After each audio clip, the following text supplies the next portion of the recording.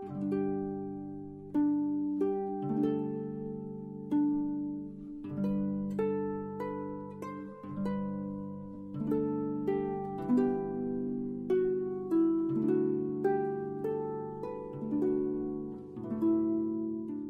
salitang Adbyento ay hango sa salitang Latin, advenire, na ang ibig sabihin ay pagdating.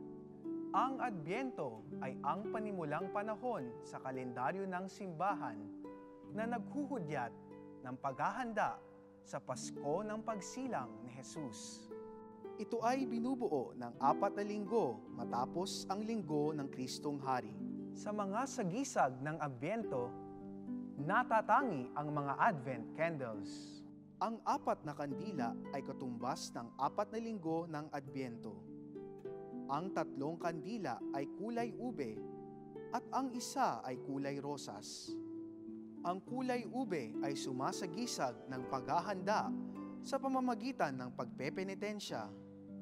Samantalang ang kulay rosas ay para sa 2 linggo o Gaudete Sunday na sumasagisag sa kagalakang dulot ng pagdating ng manunubos. Sa pamamagitan ng mga simbolong liwanag na ito, tunay na nagiging kapanapanabik ang pag-ilaw na nag-iisang liwanag ng mundo ngayong Pasko.